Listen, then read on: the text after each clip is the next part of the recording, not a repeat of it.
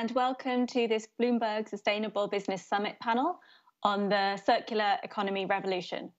I'm Jessica Shankleman, a reporter on environment and climate change at Bloomberg, and I'm joined here by a panel of three experts to talk us through the challenges and the opportunities of moving away from a linear economy, a throwaway economy, one in which raw materials are used and then just discarded, to one where raw materials and plastics are embraced and taken and reused over and over again to reduce the plastic soup in our oceans.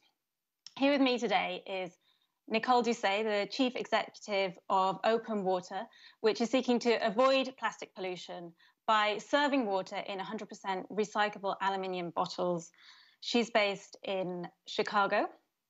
Also, Ron Gonen, he's the co-founder and chief executive of New York-based investment firm Closed Loop Partners. And also, I'm joined here, so he's in New York, and then also I'm joined here today by Clarissa in Barcelona. Clarissa Morawski is the chief executive officer of Reloop Platform, a non-profit which works with governments to try and shift policies to one that favor circular economies. We can't see the audience, but we'd really love you to ask as many questions as you want into the chat box, and we will put those to our panelists. So, Clarissa, I'd like to start with you. You're based in Barcelona, and the last couple of years in the European Union has seen exponential change in policies on the circular economy. In many ways, you might say that they're leading the way. For our audience members, some of whom are in the US and not based in Europe, can you just take us through what's the current policy landscape in the EU? Where are they really leading? Well, about 4 years ago, they introduced something called the Circular Economy Package, and it was a whole slew of legislative changes that focus on ultimately getting more material reused or properly recycled. And it encompasses things like extended producer responsibility, which forces producers to pay for the end-of-life management of the products that they sell, or forces mandatory recycled content. And I hope you can still hear me. I think we have a Wi-Fi problem, maybe. I can hear you.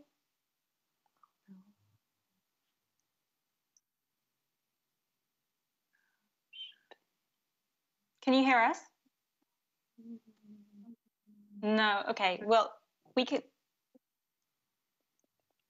just move over to. Well, I'll ask Ron a question, and then we'll come back to Clarissa because she can't seem to hear us. I want to stick with the topic of policy, Ron. Obviously, we just had a seismic change in the elections in the US. What difference can a Biden administration make to an investor like yourself who's looking to put more money into the circular economy? Where are those policy opportunities? What is it that you want to see him doing?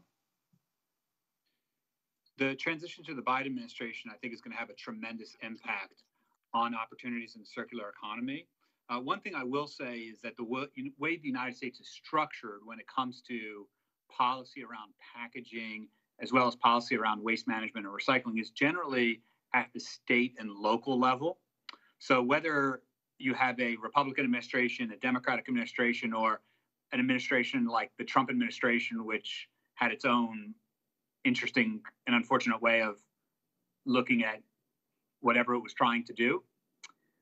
Most of what happens in the United States around these types of issues is at the state level.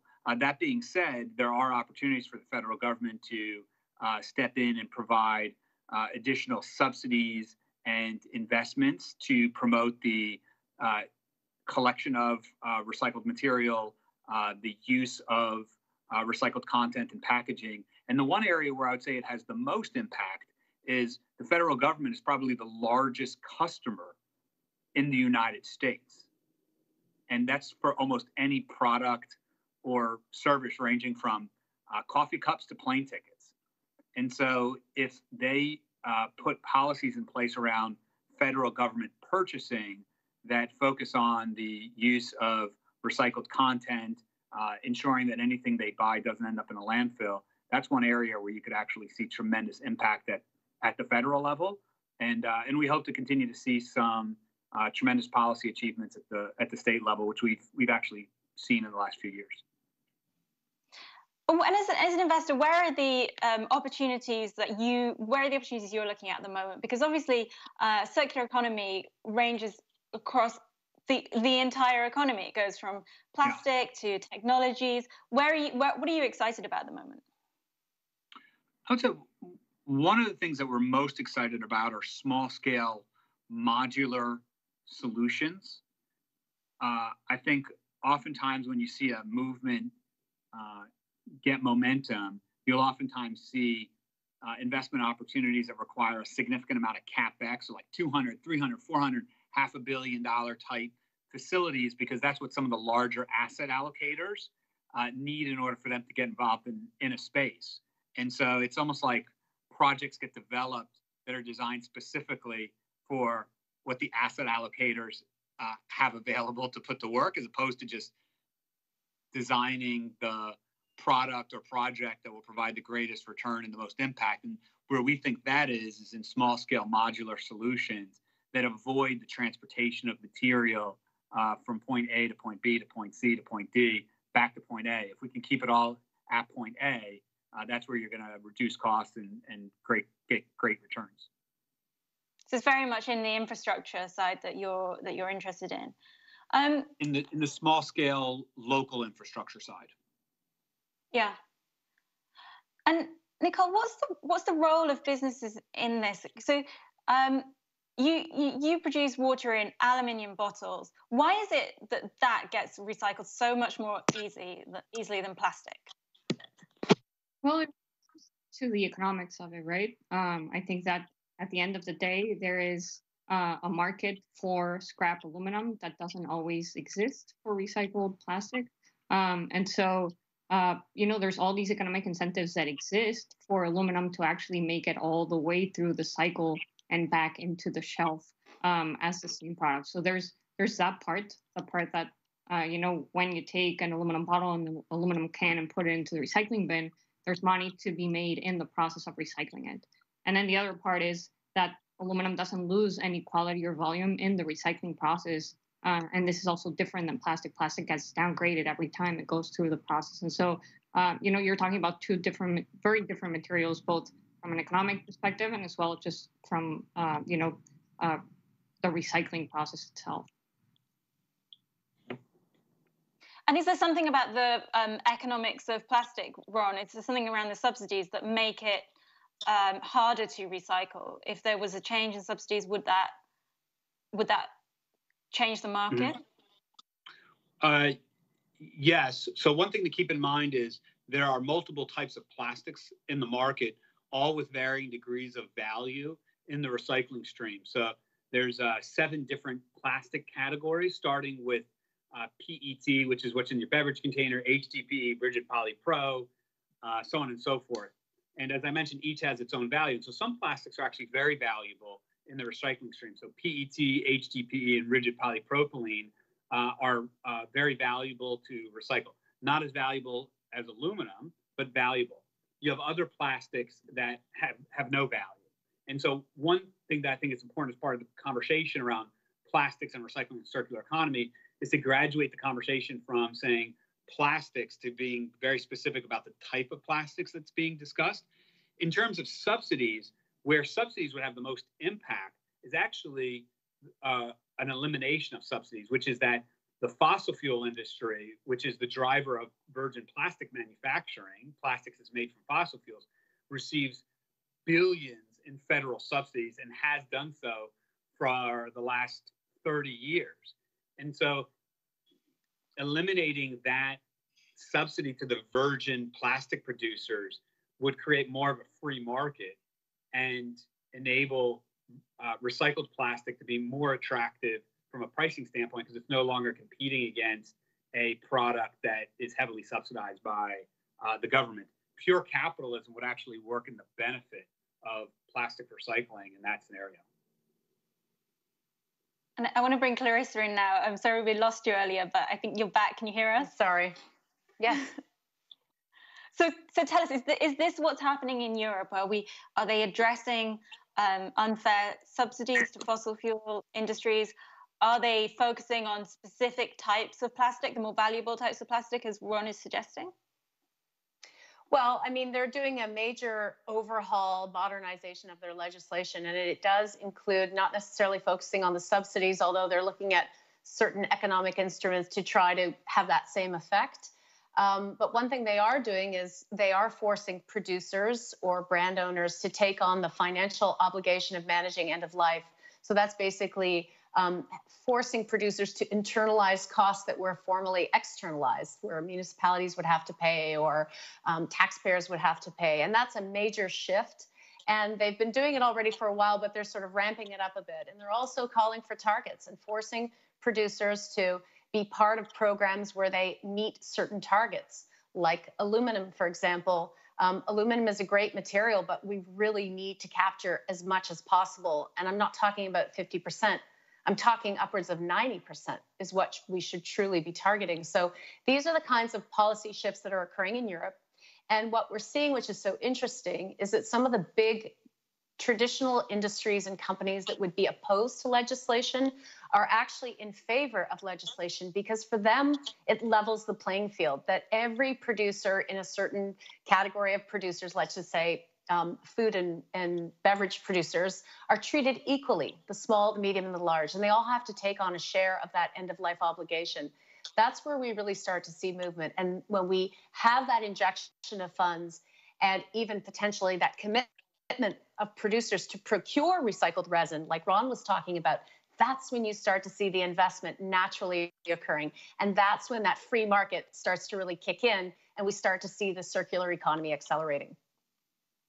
One of the things I struggle to understand is how the issue of plastic waste is at the forefront of so many people's minds. Everybody I know recycles and makes such a big point of doing it. You know, you see someone throw a Coca-Cola can in the bin and it's just like the worst thing you can possibly do. Why is it that consumers are so concerned about this, but yet we seem to be so far behind on doing anything about it? Well, first of all, I don't think all the consumers are concerned about it, because if all consumers were concerned about it, we'd have much higher recycling rates in America, and the recycling rates are really quite low. And the truth of the matter is, I think somewhere along the lines of over 80% of the household population have access to curbside recycling. So given the level of access, I think you can't say that all consumers want to recycle. I think that's part of it. So yeah, Ron, what are your thoughts? I think that in parts of the United States where you have excellent recycling service and infrastructure, you see very high recycling rates. There are too many parts of the United States where there simply isn't good infrastructure or service, or there's no infrastructure or service. So when they say 85% of American households have access to curbside recycling, that might mean that they get collection once every 2 weeks, whereas they get garbage collection twice a month. So if you talk about a family with kids and there's lots of chaos and you're asking them to go above and beyond to recycle, you're probably not going to get them to recycle. But what we found is that if you provide households with good infrastructure and good service and explain to them the value of recycling in their community, you get high recycling rates. There's just too many parts of the United States that still lack that infrastructure and proper service levels. I think it's also important to differentiate between someone actually putting, let's say, a plastic bottle into the recycling bin and then that plastic bottle actually getting recycled. They're not the same thing. Oftentimes consumers are recycling.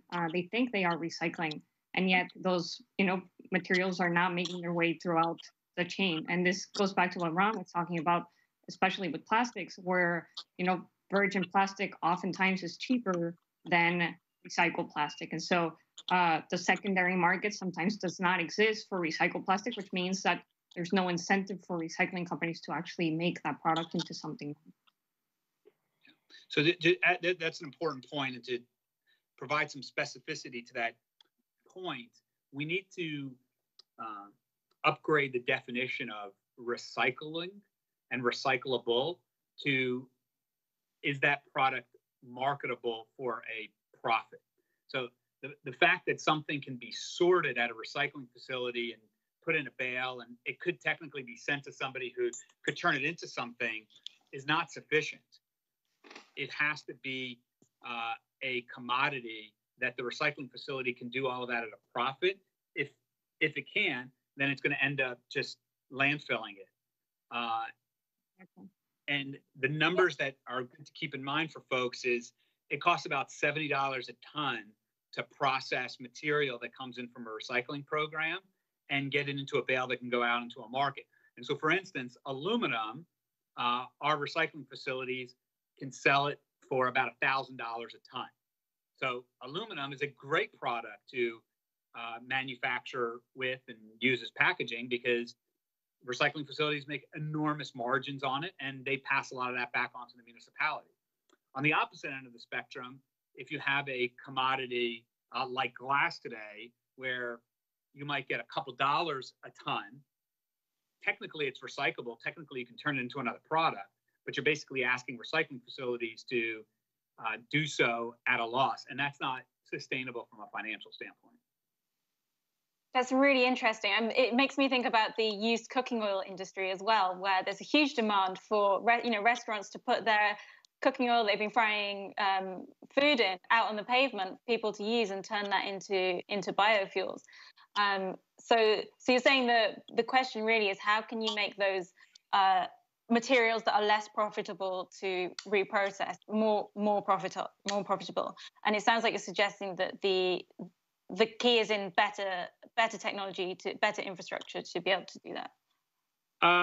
It's that, but it's also bringing the question to the forefront of who pays. And what I mean by that is that when you put a product into the market that is made from aluminum, for instance, that product is going to get collected, it's going to get sorted, it's going to be sent to a company that recycles it into a new product, and that entire chain, everyone is making money. If you use another material type, like a plastic that has no value, it either needs to be subsidized by the recycling facility or it needs to be sent to landfill. In both of those cases, it's usually the taxpayer that ends up carrying that cost. So today, the answer of who pays, it's the taxpayer, it's the citizen. And I think what needs to change is who pays or who benefits needs to be the producer. If you're using aluminum and that aluminum generates tremendous value for the local municipality, you should get a benefit out of using aluminum. Maybe it's a tax break, maybe it's some other recognition.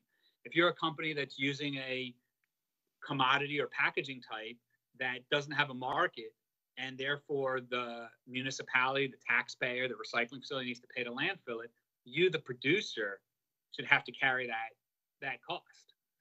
And that's the fairest and most transparent and frankly most capitalistic way to manage the system to everyone's benefit.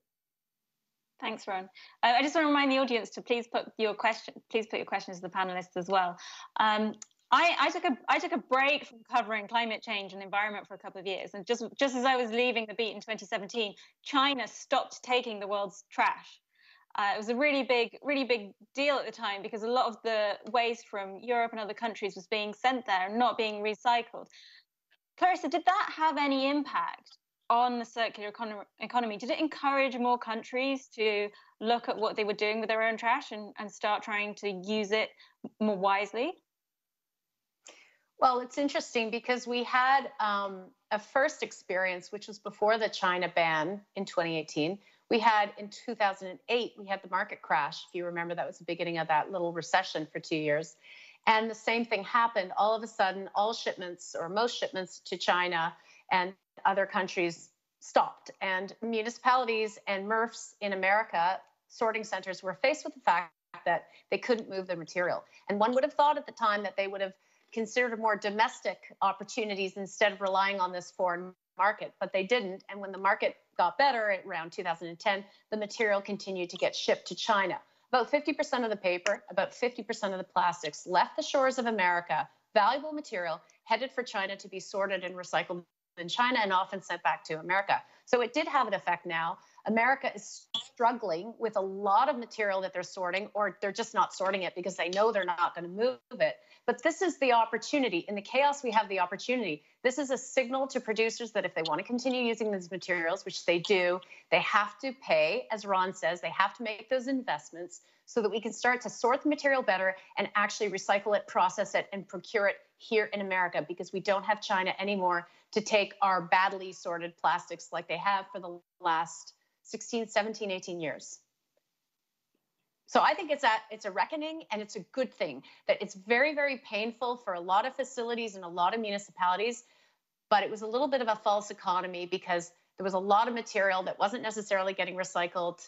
Some of it was, obviously, but not all of it was. And we just sort of started running anything we could through this blue box or yellow box and sending it to a sorting facility, and they could generally sell it or blend it into a bale of material that what they were selling and ship it to China. And that's over now. So it's really forcing us to rethink how we move our materials and forcing us to think how we design our materials. And I believe that brand owners, the ones that make the design decisions, are really now faced with this, having to deal with this problem that they were shipping to China for all these years. And I also wanted to ask about the pandemic. I'm interested, Nicole, in the impact of the pandemic, both on your business, but how you think the pandemic has exposed the fragility of supply chains. Yeah, so it's definitely been a challenging year, I think, for most businesses. For us, a lot of our business was built on what we call on-premise, which is water that's consumed at, let's say, a restaurant, a hotel, an aquarium, etc. And so when all of those places closed down back in March and April, it hit us pretty hard. Things are getting slowly back to somewhat normal now, and so we've also focused a lot more on the retail side, so more traditional grocery stores, etc. In terms of supply chain, I think that it's affected all of the supply chains in the world, from not just cans, but everything else. And what has happened on the aluminum side, the 12-ounce standard can has actually seen such an increase in usage from people consuming beverages at home in single-serve quantities, that there's actually a lot of struggles with capacity in making standard 12-ounce cans. And so all the beverage producers that use cans are really struggling to get their hands on cans that are made domestically rather than importing them. And also staying with the topic of the pandemic, we have pilots here in the UK, such as Loop, where you buy your products from the supermarket in containers that you then return to try and reduce the amount of packaging that you're throwing away. There's a question from Jennifer, who's wondering whether projects like that could also take hold potentially in the US.